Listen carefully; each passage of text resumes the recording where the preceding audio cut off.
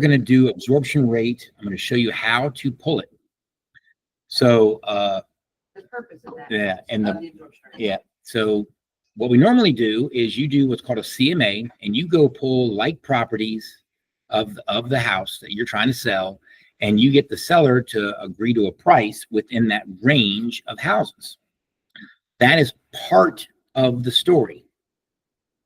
That used to be all we needed because it was a seller's market, and if you priced it right, it was gone. Well, right now, the absorption rate, why it's so key, we haven't pulled this report in 5 years because we were always in a 1 or 2 month supply of inventory, which is the seller's market. The minute we get to a 6 month supply of inventory, we switch over to a buyer's market. And you're about to see in the past 3 months, we have got many price points in many areas that have jumped from a 1 month supply to a 9 to 10 month supply. That's a big difference. So you have to prepare the sellers, managing their expectations to how many homes are selling a month and how many showings they should expect a month. Because most sellers, the minute their house doesn't sell, they're going to assume it's marketing. It's never them. It's never the house. It's never the price. It's never the condition. It is marketing. And if you guys, when you go on listing appointments, I have a script I use with every single seller, and I say there's only 3 parts to selling a house. Let's not overcomplicate this. You control part number 1. You decide the condition. I can sell a house without new paint, new carpet, new roof, new anything. We can sell. Priced right, it's going to sell. Price cures everything. So you decide the condition. Then we handle marketing. But the third part is buyers decide what they're going to pay. Who decides what they're going to pay? Buyers. So the seller says, I want $500,000 for my house. Great. Me too. Is a buyer willing to pay that? How many showings can you expect? What's your current competition on the market? And the absorption rate pricing sheet shows them really quickly, like, are they going to be competitive or not? Okay. So let me go and share my screen. And all right. So I am in the MLS. Everybody with me? I'm in the MLS. So I'm going to use a recent, oh man, I got logged out. Hang on. And all this time I got logged back out. But don't worry, I can log back in. Oh, feel free. You should. So we're recording it, and we'll send you a recording of it. So you have it. Because no, we don't want to trust our memory. Exactly. Never trust our memory. Trusting our memory is going to be nothing but trouble. Okay.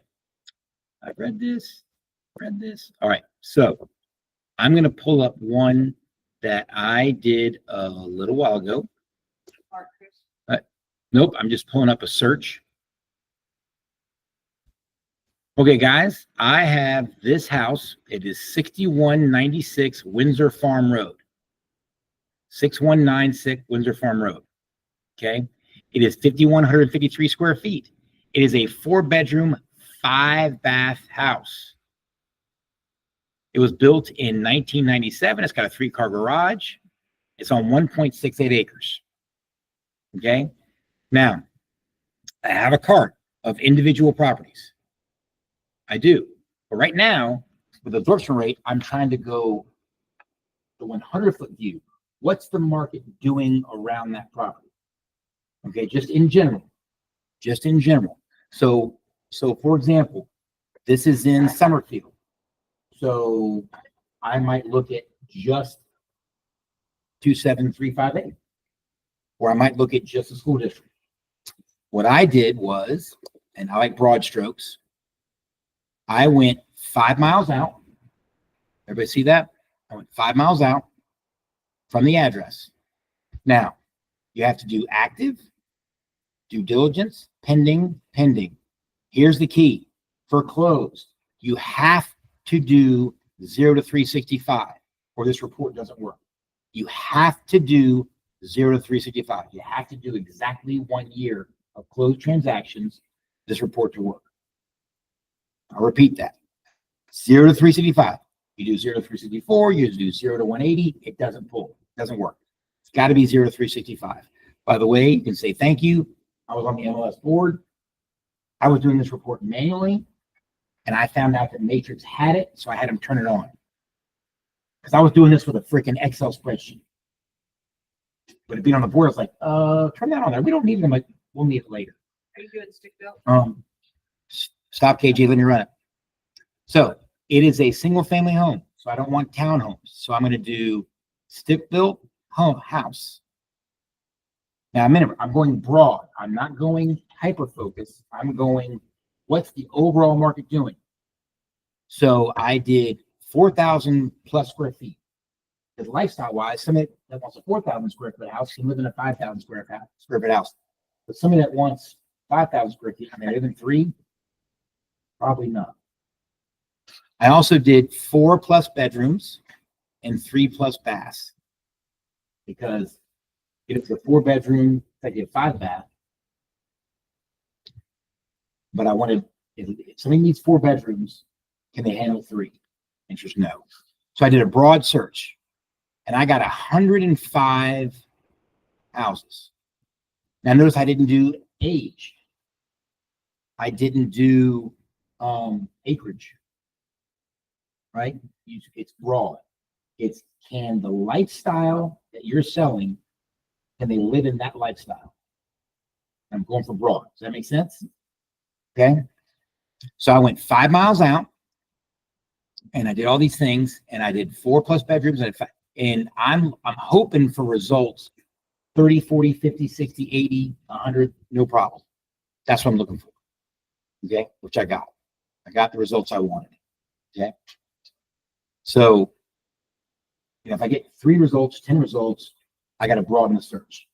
If I get 300, 400 results, I've got to tighten it up a little bit. Somewhere between like 20 to 100, 150 is a sweet spot. So I'm going to hit results, and this is going to give me all those houses. Okay. Now, in case you get more than 100, always make sure that your display is the maximum per page, 250 per page. Something else you want to do. Now here's all the actives. You see all these actives right here? Now I've got everything from active and then price.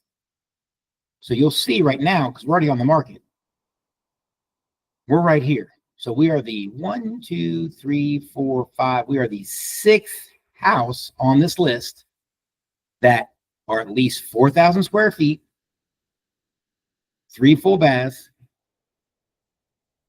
within 5 miles of that address. So we're 6th on the list. Now I've got 1 house right now, just automatically. I've got Westmount Drive. That's 5,900 square feet, 6 bedrooms, 5 baths, built in 93 for $795. My house is 5,100 square feet, 4 bedrooms, 5 baths, built in 97. Do you think I automatically need to be looking at that house to see how we compare to that house? I'm not going to right now, but this will also help you pick out your individual comps to show the sellers. Right now, I'm just like, interesting. I gotta come back with it because that one's bigger, only within 4 years. But does acreage matter? We'll see. So I'm going to be looking at that one. But for right now, to run this report, you have to go up here and click all. This all button right there. If you do 0 to 365 on sold or on sold, and then closed, and then you click this all button, everything works. So now I've got every property. I go down to print.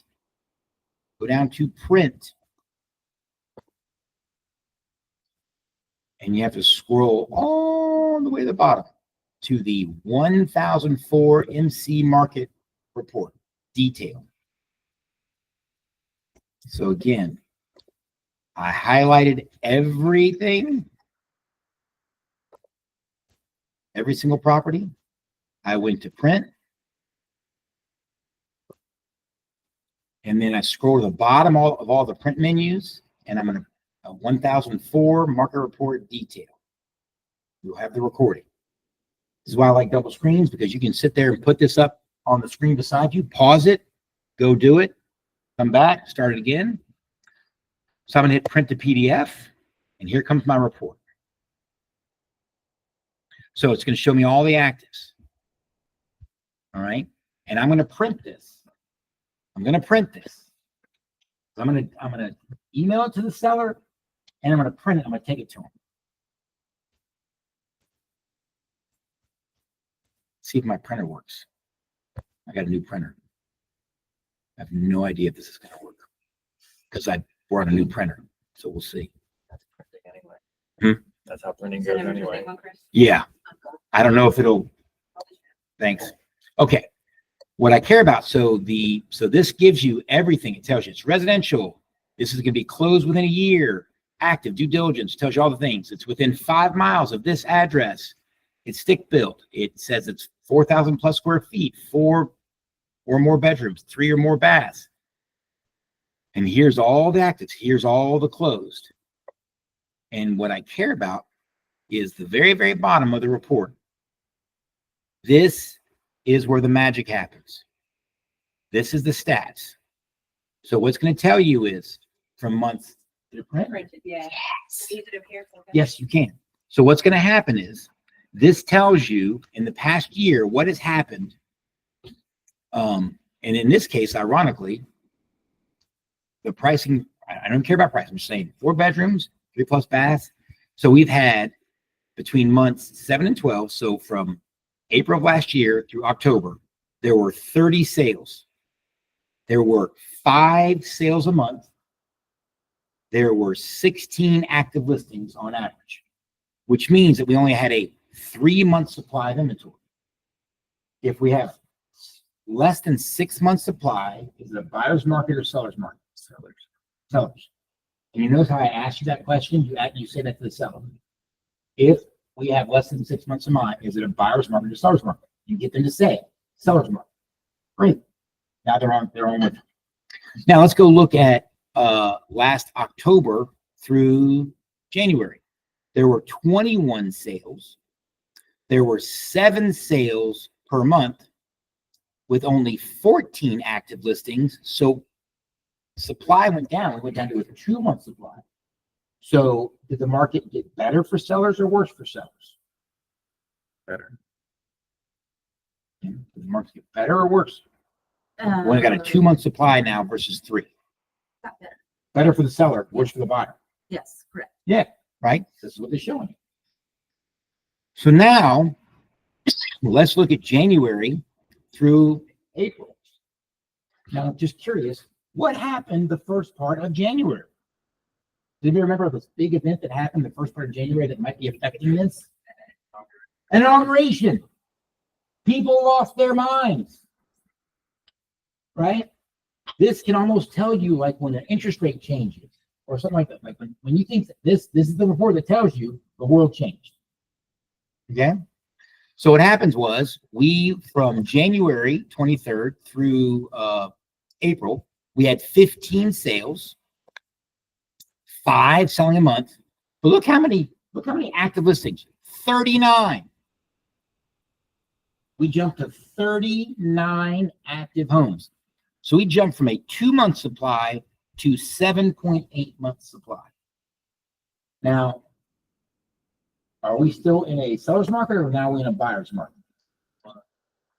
Isn't that important for a seller to know?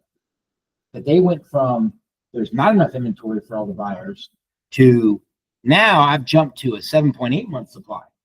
So has the market gotten better or worse since January for sellers? Worse. See, now, notice I'm giving you data, not my opinion. That is key. Our opinion, although interesting, is irrelevant. Because they think we're giving away their house. And I'm like, no, this is what that is. So now I've got 39 active listings. Only 5 are selling a month. So let's go back up to the top of this report. Yes. Absolutely. Thank you for asking. A lot of numbers. Yeah.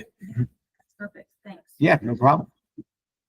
So, and again, so you printed this out. So let me walk you through how I look at a seller like this. Oh, the price real is quick. up too. What's really amazing Interesting. is now I take the report that I printed and I send this to them. So they see it. They have no idea what they're looking at. But you know what they do notice? They'll start going up here to all the properties that are active. And they'll be like, wait a minute, there's a 6-bedroom, 5.5 bath. It's been on the market 86 days. That started at $995. That's now at $795. And I go, yeah. Right? So do you think you're better or worse than them?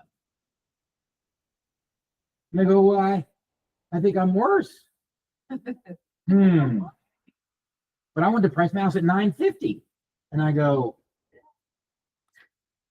well, let's look at what's happening now. I also can send them the link